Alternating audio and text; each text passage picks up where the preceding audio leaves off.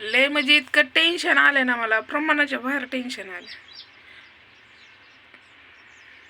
मला इथं थांबूच वाटत नाही, यांच्यापाशी थांबूच वाटत नाही. आय म्हणणारी सुद्धा तिला इतकं वाईट वाटलं त्या लेकाची कड घेतली, पण तिला हे वाटलं नाही की आपल्याला सांभाळते म्हणून. माझी चांगली पोरगी असते तर कशाला तुम्हाला घरात मी पडीक पडले असते. मग देऊन सवरून मला नाकीना जीव आणतात माझा का.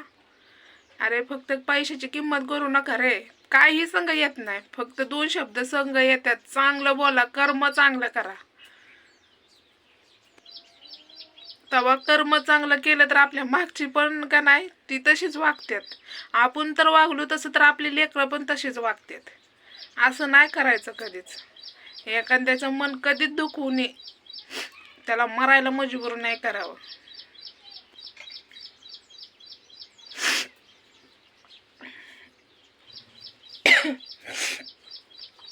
जाऊ द्या. माझं कसं आहे, रोजच असंच आहे. काल एवढं त्याने धडा रडवलं त्याचं किंमत नाही, आणि आत्ता माझं मन भरून आलं म्हणून मी रडले. लोकांनी खरंच चांगलं बोलावं. तसं तर मला पहिल्यापासून कोण नाहीच म्हणते, मी चलते. अरे पण जे आहे ती तरी मला प्रेमाने 2 गोष्ट बोलतात, त्यांच्यापाशी पण माझा इन्स्टेट करता तुम्ही. हा का? पैशासाठी? पैसा सगळी गोष्ट आहे का तुमची? माणूस नाही का? माणसाची किंमत नाही का तुमच्यापाशी? विसरला वाटतं त्या गोष्टी, विसरला तू. लोकांना पण बायका आहेत रे, असली नाहीत.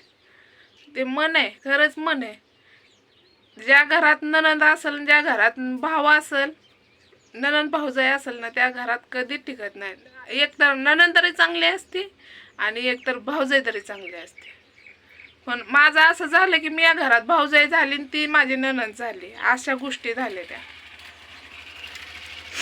तुम्ही बघते ना राधाताईचं माझं रिलेशन कसं आहे, आणि ते पहिल्यापासून आहे. तिची माझी भांडणं कधीच झाली नाहीत, कधीच. हा, आमिर मध्ये ती मला बोलना, मी तिला बोलना. काही गोष्टी असतात त्या गोष्टीने आम्ही बोलायचं बंद झालो, पण आमची भांडणं कधी नाही झाली. का ती नाही का मला? ती पण माझी भाऊजाईच आहे ना. हा, तिला माझी माया येते म्हणजे मी काहीतरी चांगलं केलं म्हणूनच तिला माझी माया येते ना. अरे पण मी तुम्हाला काय केलं? मी तुम्हाला मारायचा प्रयत्न केलता का की तुम्ही मला त्या गोष्टी हे करताय?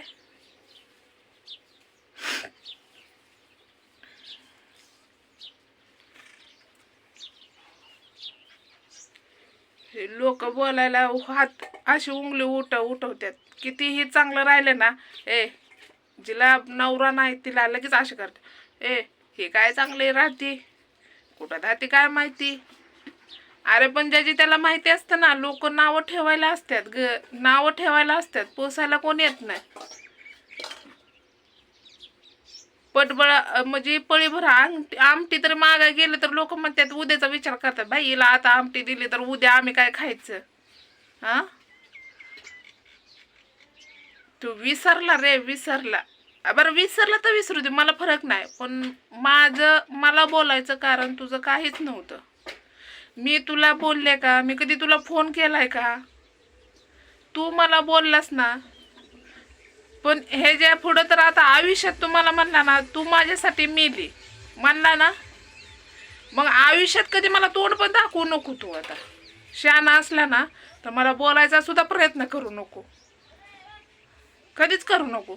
आपण जेव्हा तुला कळन ना बहिणीची किंमत, तेव्हा वेळ झालेली असन, एवढं लक्षात ठेव.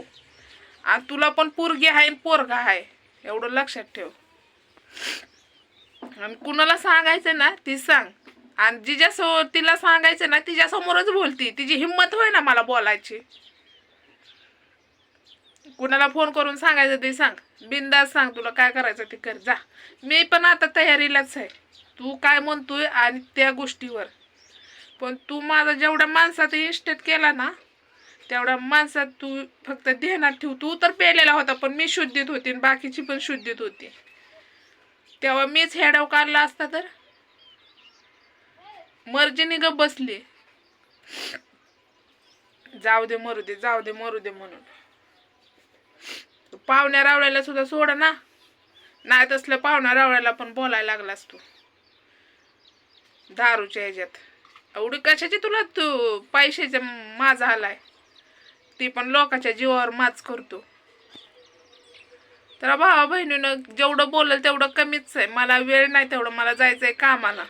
मी नाही कामाला गेलं तर लेकरं माझे उपाशी मरतील. काही आणून मला ज्या लेकरांना पुरवत नाही. कधी मामाचे बिस्किट पुडा माहित नाही. कधीच्या काळी ड्रेस घेतलाय लाज काज. अरे मी तर तुझ्या लेकरांना बड्डेपासून केलं. तुझ्यापासून कपडे घेतले आणि तुझ्या बायकोला पण कपडे घेतलेत. लय काही केलंय मी. खाण्यापिण्यापासून पुरवलंय. गडी असल्याने कष्ट केलंय मी. एवढं लक्षात ठेव तू.